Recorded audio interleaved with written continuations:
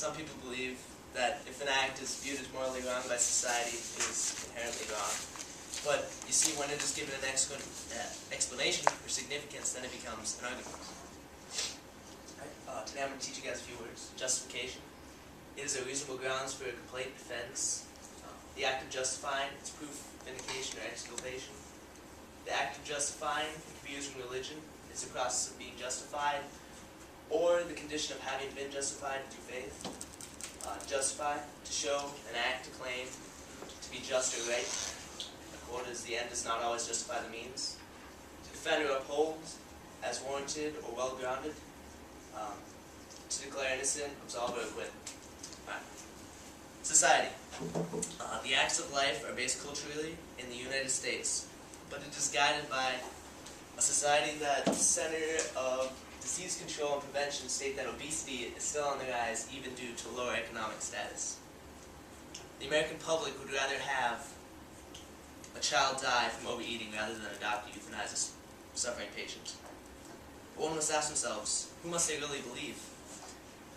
And how much can public opinion sway society? Smoking. An article on smoking by Henry A. Flint Jr. Smoking is a graphic example. Smoking began as a vice, then it became a badge of glamour and a vice of sexual seduction. It even went beyond that. The working class came to believe that smoking was a privilege of their class. Women were told that smoking meant that they had arrived, that they were as good as men. The ritual and glamour of smoking elaborately celebrated in mass entertainment and advertising. So though smoking is medically nothing but an injury, it was treated as a privilege and a badge of glamour. Smoking was announced to be medically harmful, but people continued to smoke. Insisting that they did not want did with themselves was their own business. Then there was a social crusade against smoking, focusing on secondhand smoke. Finally, smokers began to blame their suppliers, the cigarette manufacturers, for causing them to smoke and thus paying the suppliers to kill them. At the time of writing, the cigarette manufacturers faced demands for massive reparations which could bankrupt them.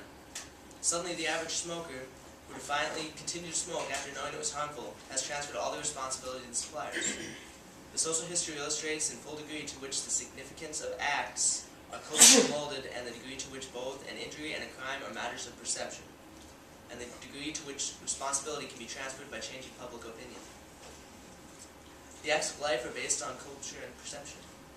Sunglasses were invented as a shield from the sun. Then society would decide there would be a badge of fitness. That guy. It's really cool, I guess. But more is at stake than hipness. Whether an act is desirable or beneficial in the long run, people would rather ask, is it a benefit to society? A society that views it morally unjust to treat a patient no matter how they were harmed. If a doctor has to treat a patient, what if the patient was shot in a gunfight against police and needed stitches? What if it was this man, Adolf Hitler? In order to judge someone for their acts, we must look at the act in depth. Man A and man B. Two separate men. You both know these men. Man A kills man B. It's wrong, right? Man A kills man B due to his religion. This is inherently wrong because it is persecution against his religion. The First Amendment actually makes this illegal in the United States. Man B kills man A. Man B is a doctor euthanizing a suffering patient. What if this patient was suffering from leukemia for years and wanted his agonizing pain to stop? Would it be wrong? This is actually viewed as illegal in the United States. What if this man was your grandfather? Do you want him to stop suffering? Alright. Man B kills man A. Let's say man A is breaking into man B's house. Man A has a gun and is threatening his family, so man B attacks man A and accidentally kills him. In the United States, this would be viewed as manslaughter, and man B would go to jail. What if someone broke into your house? Would you not want to defend your family from this killing? Man A and man B. Man A is at the bar finishing off a beer after a hard day's work.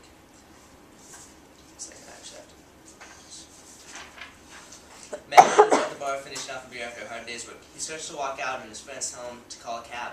He uses the often used phrase, "Nah, I'm just buzzed." As he's heading home in his Chevy one-ton pickup, he drops his cell phone to the floorboards and bends down to pick it up. Meanwhile, man B is heading home from a family reunion with his 3 daughters in the background to pick up his wife, who is at their house.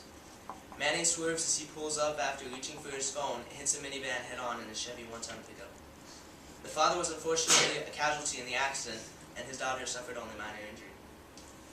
In 2009, there were 10,839 fatalities and crashes involving a driver with a blood alcohol content of 0.08 or higher.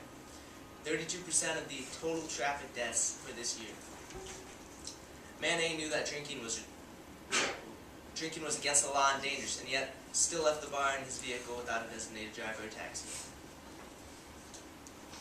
This is where Man A will have repercussions for his crimes due to his own actions with imprisonment. Many people view killing as playing God, but in certain scenarios, it is rather the repercussions that they will have to suffer for their acts.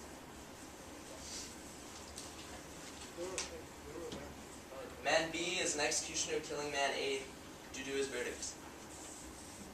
Let's say Man A were the man that was in this scenario before. What if he had killed a family member of his? Would he not have the right to kill him? The death penalty is not illegal in the United States except in a few specific states. It's a very touchy subject, so I'm going to leave you guys to your own beliefs. Man B kills Man A as a sacrifice. In the ancient Native American cultures and in the Mayan cultures, it was viewed as a right or a privilege to be sacrificed. It was an honor. Do you not take away Man A's right to sit there and feel an honor? Man B is a soldier killing on a battlefield. Is this wrong? What if Man A were a terrorist? Would you want a terrorist to live? Although killing another human being is inherently viewed as wrong, killing is good, but only when used in certain scenarios and when it is justified through claims and facts.